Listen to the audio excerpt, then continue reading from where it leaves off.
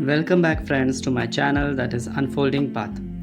Yesterday we had completed till Article 124 जिसमें हमने पढ़ा सुप्रीम कोर्ट के बारे में, जो कि पार्ट 5th में है और चैप्टर 4th आर्टिकल 124 से लेकर 147। तो इसी सीरीज़ में आज हम पढ़ेंगे कॉलेजियन सिस्टम। बहुत बच्चों को बहुत कन्फ्यूजन होता है एक्चुअली में कॉलेजियन सिस्टम होता क्या है। एंड फर्स्ट ऑफ ऑल, ये जो कॉलेजियन सिस्टम है ये कॉन्स्टिट्यूशन में मेंशन बिल्कुल भी नहीं है, ठीक है, याद रखना, ये कॉन्स्टिट्यूशन में मेंशन बिल्कुल भी नहीं है। ये एक ऐसा सिस्टम है जहाँ पर अपॉइंटमेंट होता है, इवन ट्रांसफ़र भी होता है किसी भी जजेस का ऑफ द सुप्रीम कोर्ट या फिर किसी भी कोर्ट का, are decided by the forum of the CJI, chief justice of India, and 4 senior most जजेस ऑफ द सुप्रीम कोर्ट, ठीक है, यही होता है collegium. And it has no place in the Indian constitution. ये ऑरिजिन इसका traced हुआ है विद द जजेस केस, जो कि बहुत इंटरेस्टिंग है। सो लेट अस सी एक्चुअली में जजेस केसेस होते क्या हैं। बहुत कन्फ्यूजन होता है फर्स्ट जजेस केसेस में क्या हुआ, सेकंड में क्या हुआ, तो आज सारा का सारा क्लियर कर देते हैं, right. So let us start with the first जजेस केस। 1982 में SP गुप्ता केस हुआ था, जिसको फर्स्ट जजेस केस भी कहा जाता है, जिसमें कहा गया था कि अगर प्रेसिडेंट चाहे तो अपने हिसाब से किसी को भी सुप्रीम कोर्ट का मतलब CJI बना सकता है, या फिर जज अपॉइंट कर सकता है, या फिर ट्रांसफ़र कर सकता है, सुप्रीम कोर्ट की मतलब प्रेसिडेंट की मर्जी।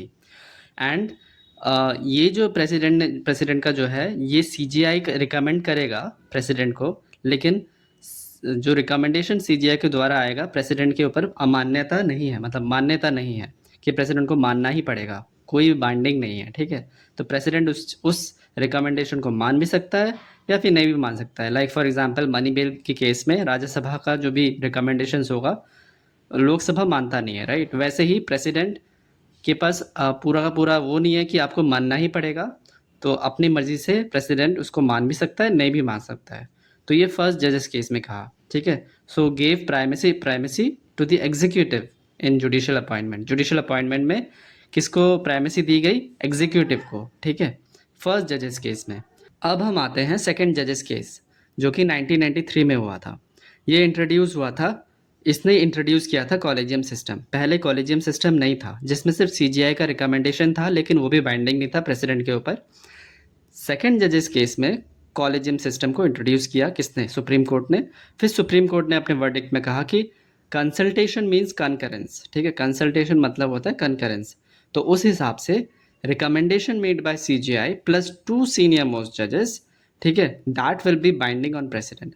अब प्रेसिडेंट को बोला भाई आपको मानना पड़ेगा, ठीक है, चाहे कुछ भी हो जाए, हमारे 2 सीनियर मोस्ट जजेस रहेंगे और एक CJI रहेगा, इन तीनों की अगर रिकमेंडेशन है तो आपको रिकमेंडेशन मानना ही पड़ेगा, मान्यता है आप पर, ठीक है। तो प्रेसिडेंट के पास, तो प्रेसिडेंट का मतलब पल्ला हल्का हो गया। अब आते हैं थर्ड जजेस केस में 1998, जिसमें क्या हुआ, कोलेजियम सिस्टम जो है वो एक्सपैंड हो गया। प्रेसिडेंट को बोला भाई आपके लिए चेंज नहीं है, आपको मानना ही पड़ेगा, जो डिसीजन बाइंडिंग है आपके लिए बाइंडिंग ही रहेगा। लेकिन क्या होगा कि CJI प्लस 2 सीनियर मोस्ट जजेस थे, अब 2 और बढ़ जाएंगे, तो 4 सीनियर मोस्ट जजेस प्लस एक CJI।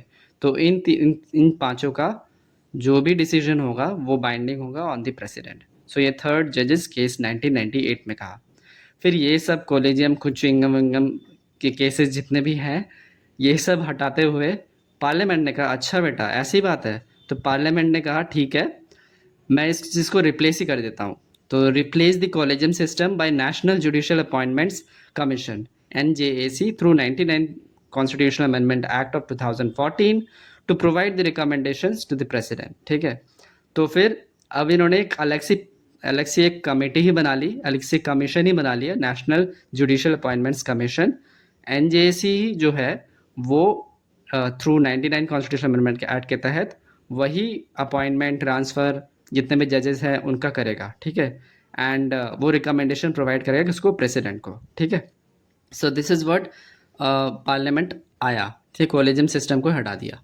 लेकिन फिर कहा सुप्रीम कोर्ट ने ऐसे तो हो नहीं सकता भाई, it can be possible. Supreme court के 4th जजेस केस में 2015 में क्या हुआ, 99 कॉन्स्टिट्यूशनल अमेंडमेंट एक्ट जो आया था 2014 में, उसको डिक्लेयर अनकॉन्स्टिट्यूशनल कह दिया एंड NJAC एक्ट को स्ट्रक डाउन कर दिया, हटा दिया। फिर कॉलेजियम सिस्टम को वापस रिस्टोर कर दिया। सो दिस इज़ व्हाट अभी प्रेजेंटली कॉलेजियम सिस्टम रिस्टोर्ड है। सो अभी हमारे इंडिया में कॉलेजियम सिस्टम है CJI प्लस 4 सीनियर मोस्ट जजेस, जिनके डिसीजन बाइंडिंग है प्रेसिडेंट पे।